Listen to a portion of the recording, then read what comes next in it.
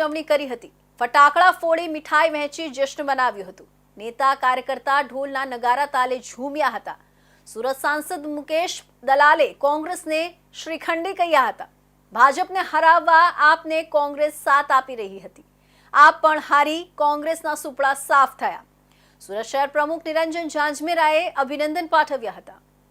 દિલ્હી ચૂંટણીમાં ભાજપે મોટી જીત નોંધાવી છે, જેના પગલે સુરત શહેરમાં ભારતીય જનતા પાર્ટીના કાર્યકર્તાઓએ ઉમંગભેર સેલિબ્રેશન કર્યું। શહેરના વિવિધ વિસ્તારોમાં ભાજપના નેતા અને કાર્યકર્તાઓએ ઢોલ નગારા સાથે ઉજવણી કરી હતી। ફટાકડા ફોડ્યા અને મીઠાઈ વહેંચી હતી। ભાજપ કાર્યાલય પાસે કાર્યકર્તાઓની ભારે ભીડ જમાઈ અને વિજયના ઉત્સવમાં કાર્યકર્તાઓ ભાજપ જીતી ગઈ અને ફેર એક વખત મોદી સરકાર જેવા નારા લગાવતા જોવા મળ્યા।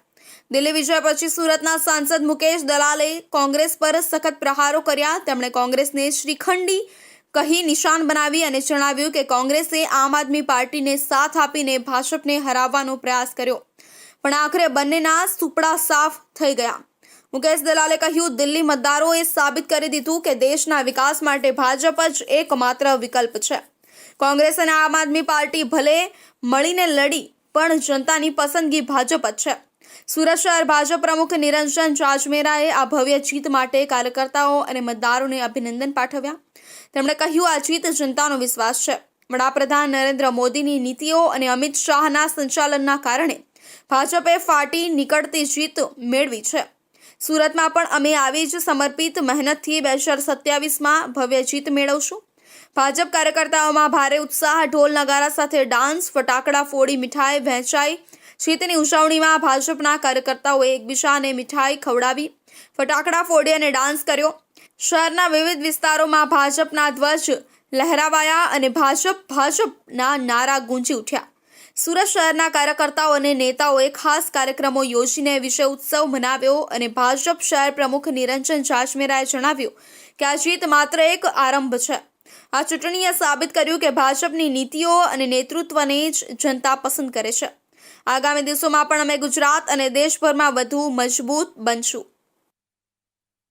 દિલ્હીમાં ભારતીય જનતા પાર્ટીની થયેલી પ્રચંડ જીતની ખુશાલીમાં એનો વિજય ઉત્સવ મનાવવા માટે ભારતીય જનતા પાર્ટીના સુરત મહાનગરના કાર્યાલય ખાતે સૌ કાર્યકરો એકત્રિત થયા છે। ફટાકડા ફોડ્યા છે, ઢોલ નગારા વગાડી એકબીજાને મીઠાઈ ખવડાવીને આ વિજય ઉત્સવ અમે મનાવી રહ્યા છીએ। દિલ્હીની જનતાએ આદરણીય વડાપ્રધાન નરેન્દ્રભાઈ મોદીને જે પ્રચંડ જીત આપી છે, આવનારા વર્ષોની અંદર ડબલ એન્જિનની સરકાર જ્યારે કામ કરશે ત્યારે દિલ્હીની અંદર જે વિકાસ રૂંધાયેલો પડ્યો છે, વિકસિત લોકો થયા નથી, વિસ્તાર વિકસિત થયો નથી, ત્યારે ડબલ એન્જિનની સરકાર કામ કરી અને દિલ્હીનો વિકાસ કરવામાં આવશે। નરેન્દ્રભાઈ મોદી સાહેબ અને દિલ્હીની જનતાએ ઝાડુના ટીનકા સાફ કરી નાખ્યા છે। જુઠ્ઠાઓની ટોળી, ભ્રષ્ટાચારીઓની ટોળી, જૂઠા વાયદા કરવાવાળાની ટોળી ને રોજ પડને દિલ્હીની જનતાને ગુમરાહ કરવાની ટોળીઓને ઘરે બેસાડી દીધી છે। દિલ્હીની जनताए एक एक को चुन चुन के मारा है और मारा है तो क्या मारा है वो आप देख सकते हैं कि इसकी 5 विकेट गिर गई है। एक बची हुई એનું દુઃખ છે કે એની મુખ્યમંત્રી એક બચી ગઈ છે, એનું અમને અફસોસ છે। બાકી એના પણ સુપડા સાફ કરવાની ખૂબ જરૂર હતી। દિલ્હીની જનતા મોડે એના ત્રાસી ગઈ હતી। વીજળી પાણી હોય તો આપે ને, મફત તમે આપવાની જાહેરાત કરો હોય તો આપે ને।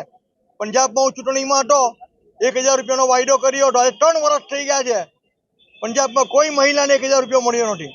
આવા જુઠ્ઠાઓના સરદાર પર આ જુઠ્ઠા કોણ વિશ્વાસ મૂકશે? ભાજપની જીત સાથે દિલ્હી તેમજ સુરત સહિત સમગ્ર ગુજરાતમાં કોંગ્રેસ અને આમ આદમી પાર્ટી માટે મોટો પડકાર ઊભો થયો છે।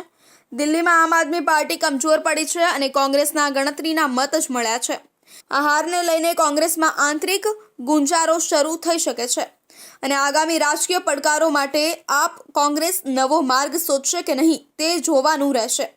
ભાજપે જીતના જશ્નમાં નવા મિશન પર નજર રાખી। જ્યારે ભાજપે દિલ્હીમાં જીતનો આનંદ ઉજવી રહ્યો છે, ત્યારે આ જીતને 2027ની ચૂંટણી માટે શરૂઆત માનવામાં આવી રહી છે।